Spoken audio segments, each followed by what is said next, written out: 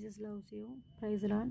எல்லாருக்கும் கொஞ்சம் டவுட் இருக்கும். ஸோ அதை நான் உங்களுக்கு கிளியர் பண்ணுறேன். இயேசுவின் ரத்தம் எப்படி இப்போ வரைக்கும், அன்னைக்கு எப்போ ஒரு வாட்டி அவர் சிலுவையில் அரைஞ்சிட்டு போன ரத்தம் இன்னைக்கு வரைக்கும் எப்படி உயிரோடு இருக்குது அப்படிங்கிற மாதிரிலாம் நிறைய டவுட் நிறைய பேருக்கு இருக்கலாம். கிறிஸ்தவங்களுக்கே நிறைய பேருக்கு இருக்கலாம். அதற்கான விளக்கத்தை வேணால் நான் சொல்கிறேன் உங்களுக்காக. எப்படின்னா, இப்போ யோவான் 1:7 எப்படி சொல்கிறது அப்படின்னா, இயேசு கிறிஸ்துவின் ரத்தம் சகல பாவங்களை நீக்கிறமே சுத்திகரிக்கும்னு சொல்லிட்டு அந்த வசனம் இருக்குது. ஏசப்பா தேவனுடைய குமாரனா அந்த உலகத்துக்கு வரும்போது அவருக்கு தெய்வத்தின் சக்திகள் உண்டு. இப்போது இந்த தெய்வத்தின் சக்திகளை என்ன பண்ணுறாருனா, அவர் அதெல்லாம் ஒரு கொள்ளையாடின பொருளாக எண்ணாமல் அடிமையின் ரூபம் எடுத்தார்னு சொல்லிட்டு, அவர் அவ்வளோ பெரிய கடவுளோட மகனாக இருந்தாலும் அந்த பதவியிலிருந்து அவர் பூலோகத்துக்கு தன்னை ஒரு மனிதனாய், நம்மளை மாதிரி ஒரு சராசரி மனிதனாய் 30 வயசு வரைக்கும் அவர் தச்சனா ஒரு வேலை பார்த்து, அதுக்கப்புறமேட்டுக்கு தான் ஆண்டவர் அவர் அதிசயங்கள் அற்புதங்கள் செய்கிறதுக்கு அவருக்கு அதற்கான வல்லமை கொடுக்கப்பட்டதுனால நன்மையை செய்யணும் அப்படின்னு சொல்லிட்டு, மக்கள் இவ்வளோ கஷ்டப்படுறாங்களே, வியாதியில் இருக்கிறவங்க இத்தனை பேர் இருக்கிறாங்க, அவங்கள குணமாக்கணும், கட்டுண்டவர்கள் இத்தனை பேர் இருக்காங்க, அவங்கள சுஸ்தமாக்கணும் அப்படின்னு சொல்லிட்டு அவர் நன்மை செய்கிறவராய் சுற்றி தெரிந்தார். இது நிறைய பேருக்கு பிடிக்காம தான் அவர் என்ன பண்ணிட்டாங்கன்னா, சிலுவையில் அறையணும்னு சொல்லிட்டாங்க.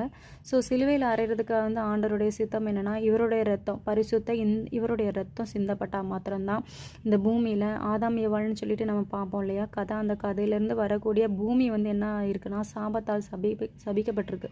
ஸோ அந்த சாபத்தை நிவர்த்தி செய்யணும்னா, அவர் பிந்தின ஆதாமாய் இன்னொரு உருவம் எடுத்து அவர் அவருடைய பரிசுத்த ரத்தம், அதாவது தேவனுடைய குமாரனாகிய பரிசுத்த ரத்தம், தெய்வத்தின் ரத்தத்தை அவர் சிந்திட்டு போயிருக்காரு.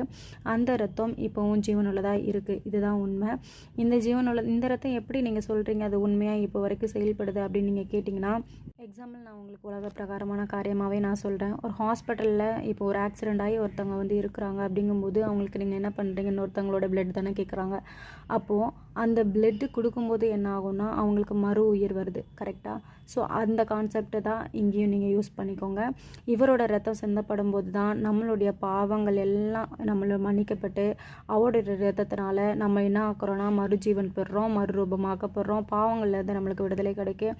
அதனால் அவருடைய ரத்தத்தின் மூலமாக நம்ம வியாதிகள் சுஸ்தமாக்கப்படுது, கட்டுண்டவர்கள் விடுதலையாக்கப்படுறாங்க, பிரச்சனைகள் மாறுது. அவருடைய பரிசுத்த ரத்தத்தினால் மாத்திரம்தான் அது நடக்குது.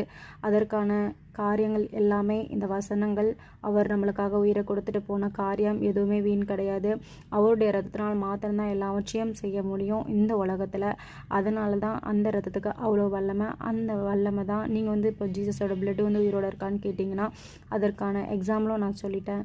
அதற்கான காரியங்கள் எல்லாவற்றையும் நான் உங்களுக்கு சொல்லியிருக்கேன். உங்களுக்கு புரியும் நம்புகிறேன். நன்றி. இது 3ஆம்